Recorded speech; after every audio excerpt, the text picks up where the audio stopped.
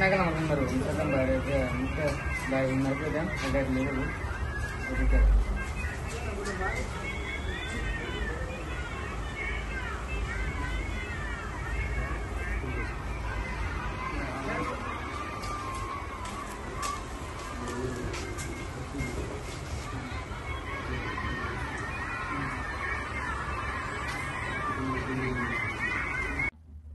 পৰা 1.5 বছৰ আগত মইবিলাক বিকা নাছিলো আইনৰ দিনে বেচাইছে মোক তাক ডেইলি পইচা দিছো আৰু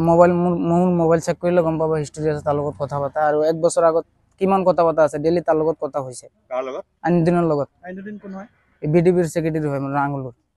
ইয়ে বেচা ইয়ে মানুহক ধৰাই আৰু মোৰ মোবাইল চেক কৰক আৰু তাৰ সিসি কেমেৰা চেক কৰিলে ওলাই যাব তাৰ দোকানত যোৱাৰ লগে লগে সিসি কেমেৰা অফ কৰি দিয়ে পইচা দিয়া সময়ত চেক কৰিলে ওলাই যাব তোমাৰ নামটো কি জুলফিকাৰ আহমেদ ঘৰ ক'ত ৰাঙুলুৰ এগ্ৰাম আজি কেইটা কন্টেনাৰ পাইছে তোমাৰ হাতত 4টা এই মালটো ক'ৰ পৰা আনা তোমালোকে নগাঁৱৰ পৰা আনা এই ব্যৱসায়ত তুমি কিমান দিনৰ পৰা জড়িত হৈ আছা খাও মই খোৱা আৰু তুমি কিমান দিনৰ পৰা এই ব্যৱসায়টো কৰি আছা খাই আছো আজি 2 বছৰ মান আৰু আজি যেহেতু ধৰা পইছা তুমি যে আনিছা যে তোমাৰ লগত পিছত কোন কোন তোমাৰ লগত আছে নাই কোন নাই আইনৰ দিনৰ কি কাৰণত তুমি ক'লা যে আইনৰ দিনে তোমাৰ পৰা পইচা লৈ কি ব্যৱসায় চলাই আছে নেকি এই আজিৰ পৰা যেতিয়া বেচিছিলো তেতিয়া তাক পইচা দিছিলো এতিয়া নেবেচো কাৰণে এই 2 দিন পিছে পিছে মোক ধৰাই খাও কাৰণে আইনৰ দিনে বেচে নেকি নেবেচাই মানক দি বেচাই পইচা লয় নেকি পইচা লয় আৰু কোনবাই কৰি আছে নেকি মাতখলা আৰু এজন আছে বেছি আছে ৰফিক বুলি নাম আজিও তাত গৈছে লৈছে নগৰৰ পৰা গৈ মাল লৈছে আইনৰ দিনে তোমাৰ পৰা কিমান কে লৈছিলে মাল ডেইলি 1000 কে লৈছিল ডেইলি 1000 তুমি ডেইলি দিব লাগে ডেইলি দিছিল এতিয়া নহয় আজিৰ পৰা ধৰক 1 বছৰ আগত মানে মই বজাৰত আহিছো আহি পেলাই দেখা পাইছো ডাক্সৰ লৰাটো ধৰিছে এই ফয়জুল বুলি মোৰ ভাই হয় সি মানে ডাক্সখিনি উলালে কণিগুটিৰ ওচৰৰ পৰা ওলাইছে আৰু ওলাই পেলাই তেতিয়া ৰাইজৰ আগত মানে মই নিজে ওলাই পেলাই ৰাইজক দেখুৱালো যে চাও কেনেকুৱা 5টা কন্টেনাৰ আছিল এটা খালি কন্টেনাৰ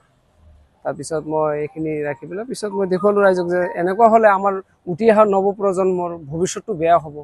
যাতে আমাৰ উঠি অহা নৱপ্ৰজন্মটো শিক্ষা দীক্ষা বা সমাজৰ ভাল উন্নত হকে কাম কৰি আগবাঢ়ি যাব পাৰে এইখিনি মই কামনা কৰো আৰু ভাবো যে ডাক্স যিবিলাকে ব্যৱহাৰ কৰি আছে বা যিবিলাকে বেলেগ জায়গাৰ পৰা আনিছে তেওঁলোকক দি পেলাই হে মূল জায়গাটো ওলাই পেলাই তাৰ পৰা যাতে কঠোৰ শাস্তি পাব লাগে এটো মই প্ৰশাসনৰ ওচৰত মই বিনম্ৰ অনুৰোধ জনাইছো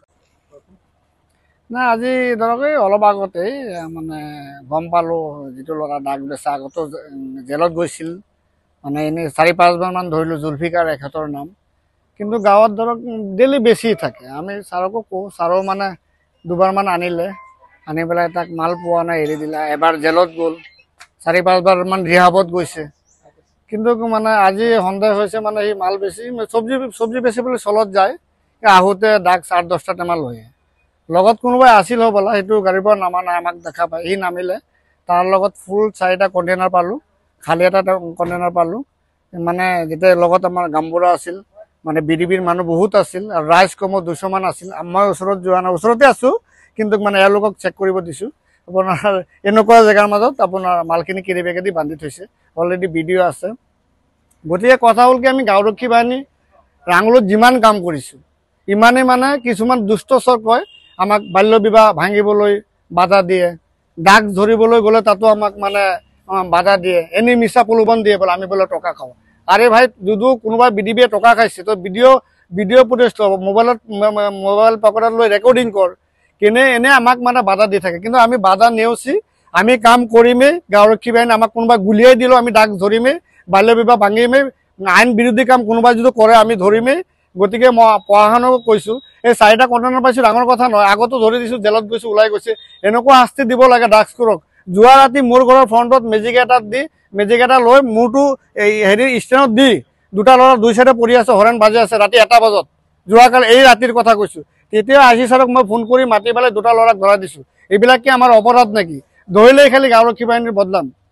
গতিকে মই প্ৰশাসনক অনুৰোধ জনাও যিকোনো প্ৰকাৰে মানে আমি ডাক ধৰি দিলে মানে যাতে নেৰাকৈ যিকোনো প্ৰকাৰৰ শাস্তি দিব পাৰে এইটো অনুৰোধ জনাইছো আমাৰ গাঁওৰক্ষী বাহিনীৰ অত্যাচাৰ আমাক যিকোনো ক্ষেত্ৰত মানে প্ৰলোভন মানে মানুহক মানে কিবা হেঁচা দিব বিচাৰে যাতে আমি নধৰো মানে ড্ৰাগছ নধৰোঁ, বাল্য বিবাহ নধৰোঁ, জুৱা নাভাঙো,